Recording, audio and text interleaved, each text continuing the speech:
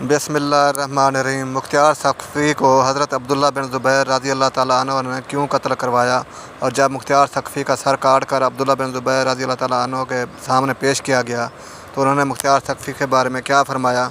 मोहतरम साथियों, तारीख़ इस्लाम में ऐसी मुतअद्दिद शख्सियत देखने में बहुत कम मिलती हैं जिनको हर तारीख़ दान और हर रावी ने एक मुख्तलिफ़ ज़ाविये से बयान किया हो। यानी कहाँ शोहदा करबला और इमाम हुसैन अलैहिस्सलाम के कातलीन का बदला लेना, और कहाँ दूसरी तरफ दावा नबूवत कर देना। नबी करीम सल्लल्लाहु अलैहि वसल्लम की इस हदीस को मुख्तियार सकफ़ी के साथ मंसूब करना कि नबी करीम सल्लल्लाहु अलैहि वसल्लम ने इरशाद फरमाया था कि बनु सकैफ़ में एक कज़ाब और एक ज़ालिम शख्स होगा, उस कज़ाब को मुख्तियार सकफ़ी तसव्वुर करना। नाज़रीन, तमाम तारीख़दानों ने इनके मुतालिक मुतज़ाद और मुतसादिम राय बयान की हैं। आज की वीडियो में हम मुख्तियार सकफ़ी के बारे में मुख्तलिफ़ अफ़वाहों और गलत फ़हमियों का इज़ाला करने की कोशिश करेंगे और मुस्तनद रावियों में और तारीख़दानों की रिवायत को बयान करके हक़ाइक़ को और मुख्तियार की शख्सियत को वाज़ह करने की कोशिश करेंगे, और इनको किसने और क्यों शहीद किया ये भी वाज़ह करने की कोशिश करेंगे। इमाम तबरी और तारीख़ रसूल के मुताबिक मुख्तियार सकफ़ी बनी हवाज़न के कबीला सतैफ़ में पैदा होने की वजह से मुख्तियार सकफ़ी कहलाता है। मुख्तियार सकफ़ी के वालिद का नाम अबू उबैदा सकफ़ी रज़ी अल्लाह ताला अन्हु थे, जो कि सहाबी रसूल थे और सैयदना उमर फ़ारूक रज़ी अल्लाह ताला अन्हु के दौर खिलाफत में जंग कासिया में शहीद हुए। मुख्तियार सकफ़ी हज़रत अब्दुल्ला बिन उमर रज़ी अल्लाह ताला अन्हु की बहन के शोहर मुख्तियार की एक बहन सफ़िया बिनत अबू उबैदा का निकाह हज़रत अब्दुल्ला बिन उमर रज़ी अल्लाह ताला अन्हु के साथ हुआ था। मुख्तियार सकफ़ी के इब्तदाई हालात के बारे में सादिक़ है कि मुख्तियार सकफ़ी बचपन से ही बहुत एहसास और मुख्तलिफ़ तबीयत का मालिक था। इमाम अब्दुल अज़ीज़ समरकंदी ने यहाँ तक एक रिवायत बयान करते हुए लिखा कि एक दफ़ा इमाम अली अलैहिस्सलाम मुख्तियार सकफ़ी को बचपन में ही उसको अपने बच्चों के साथ खेलते हुए देखा तो उसको हिलाकर इसके सर पर शफ़क़त से और प्यार से हाथ फेरा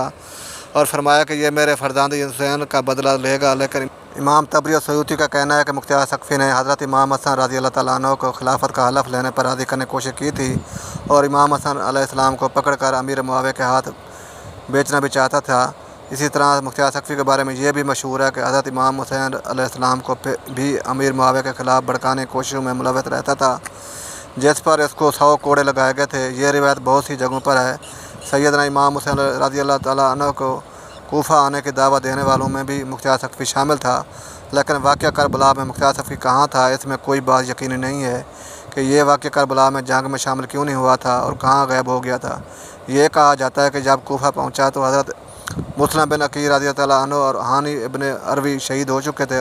और ये भी बाद रिवायत में कहा जाता है कि मुस्लिम बिन अकील रज़ी अल्लाह अन्हु को उसने अपने घर में ठहराया था और उनकी खातिर मदारत की थी, और इनके लिए कूफियों को बैत में मुआविन और मददगार साबित हुआ। इंसाबुल शराफ और तारीख़ तबरी का इस पर इज्तिमा है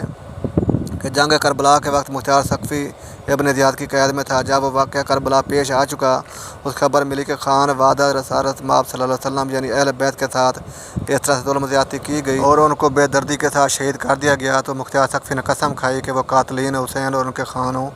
का बदला ज़रूर लेकर रहेगा। इब्न ज़ियाद की कैद से रिहाई के बाद उसने अपनी हिकमत अमली तैयार करना शुरू कर दी, और याद रहे कि मुख्तियार सकफ़ी को इब्न ज़ियाद की कैद से रिहाई हज़रत अब्दुल्ला बिन उमर रज़ी अल्लाह ताला अन्हु की वजह से मिली। उसने कहा कि मैं 3 दिन से ज़्यादा कूफा में नहीं रहूँगा, इसलिए मुख्तियार सकफ़ी वहाँ से निकल कर मक्का मुकरमा आया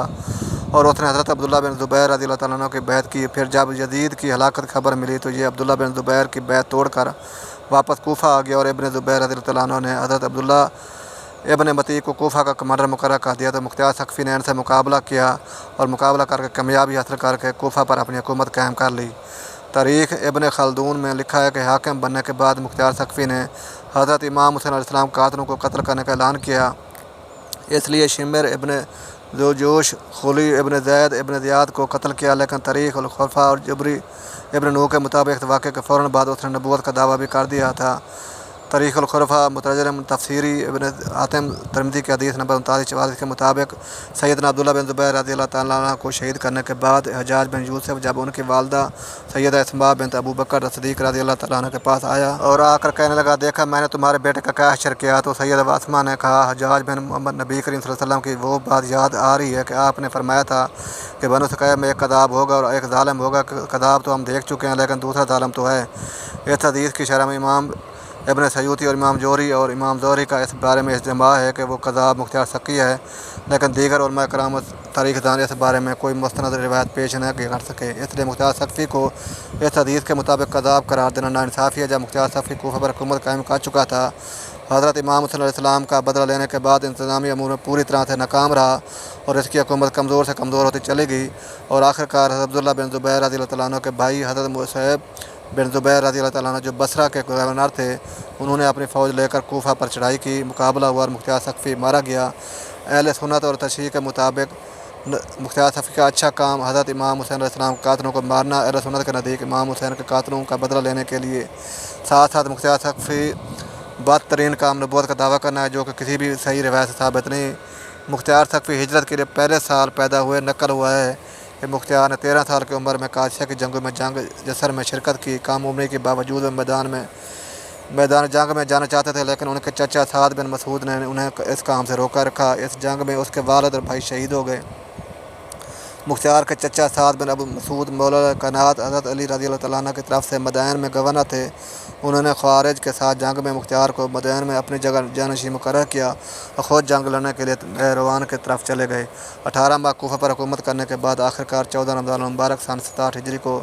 17 سال کی عمر میں مصعب بن زبیر رضی اللہ عنہ کے ہاتھوں قتل ہوئے۔ مصعب بن زبیر کے حکم پر مختار سقی کا ہاتھ کاٹ کر مسجد کوفہ کی دیواروں کے ساتھ کیل لگا کر لٹکا دیا گیا، لیکن جب حجاج بن یوسف کوفہ پر قابض ہوا، چونکہ وہ قبیلہ حسیف سے تعلق رکھتا تھا، اسی تعلق کی بنا پر اس نے مختار سقفی کے ہاتھوں کو وہاں سے اترا کر دفن کر دیا۔ مختار سقفی مزار مسجد کوفہ سے متصل ہے۔ مختار سقفی امام علیہ السلام کا بدلہ لینے کے بعد عبداللہ بن زبیر رضی اللہ تعالیٰ عنہ کی خلافت کے خلاف تلوار اٹھائی اور اسی نیت سے حکومت اور اقتدار حاصل کیا تاکہ وہ امام علیہ السلام قاتلوں کا بدلہ لے سکے اور جو اس نے قسم کھائی پورا کر سکے۔ اس کے لیے اس نے خلیفہ وقت یعنی عبداللہ بن زبیر رضی اللہ تعالیٰ عنہ کے افواج پر کوفہ پر حملہ کر کے حکومت قائم کر لی، اور اس کے بعد اس نے مجرمین اہل بیت کو چن کر واصل جہنم کیا۔ اب چونکہ اس نے خلیفہ وقت کے خلافت عمر علم بغاوت بلند کر کے اقتدار حاصل کیا تھا، اس لیے حضرت عبداللہ بن زبیر رضی اللہ تعالیٰ عنہ کو کوفہ پر چڑھائی کی اور اپنے بھائی مصعب بن عمیر رضی اللہ تعالیٰ عنہ کی قیادت میں ایک لشکر روانہ کیا، جن کے ساتھ لڑتے لڑتے مختار سقفی مارا گیا۔ جب مختار سقفی کا سر عبداللہ بن زبیر رضی اللہ تعالیٰ عنہ کے پاس پیش کیا گیا تو آپ رضی اللہ تعالیٰ عنہ نے فرمایا کہ بے شک جو کام مختار نے کیا وہ ہم بھی کرنا چاہتے تھے، لیکن اس کو اقتدار اور خلافت حاصل کرنے کے لیے اسلامی خلیفہ کے خلاف فتنہ انگیزی اور خون ریزی نہیں کرنی چاہیے تھی۔ عزیز ان گرامی اب بات کرتے ہیں کہ مختار سقفی پر لگنے والے الزامات کے بارے میں، ان میں کس قدر سچائی اور حقیقت ہے اور حقائق کیا ہیں، انہوں نے دعویٰ نبوت کیا یا نہیں۔ امام بری اور امام زہری ان سے روایت کو ضعیف سمجھتے ہیں۔ اس کے علاوہ مختار سقفی پر یہ بھی الزام لگایا جاتا ہے کہ انہوں نے امام حسن علیہ السلام کو امیر معاویہ کے ہاتھوں بیچنے کے لیے سازش بھی تیار کر رکھی تھی،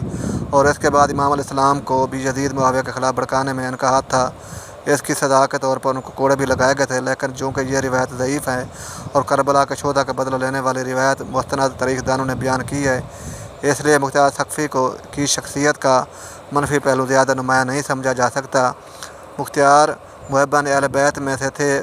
ابن سیوطی نے ان کے فضائل بھی لکھے ہیں۔ مثلا جب امیر مختار سقی نے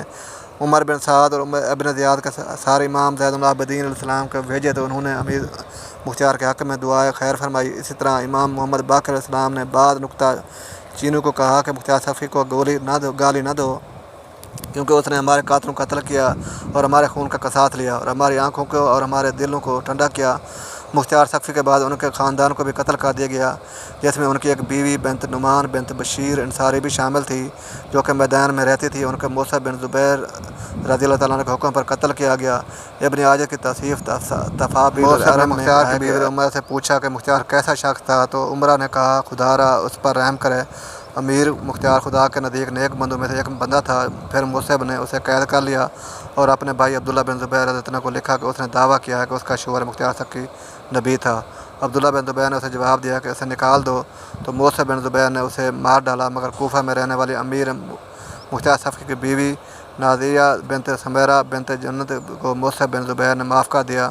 محترم ساتھیوں، تاریخ کی تمام کتابوں سے حوالے پیش کیے جاتے ہیں۔ برائے مہربانی تمام ویڈیوز میں ان تمام واقعات میں ہماری خود کی رائے شامل نہیں ہوتی، بلکہ ہم بہت تاریخ دانوں سے چھان بین کر کے ویڈیو بناتے ہیں، اس لیے اگر ہم سے جانے انجانے میں کوئی غلطی ہو جائے تو ہم اس پر معذرت خواہ ہیں۔ ناظرین اگر آپ کو ویڈیو اچھی لگے تو ویڈیو کو لائک کریں، دوستوں میں شیئر کریں اور کمنٹس باکس میں اللہ تعالیٰ کے 99 ناموں میں سے ایک نام ضرور ٹائپ کریں۔ اگلی ویڈیو تک کے لیے اجازت دیجیے، اللہ حافظ۔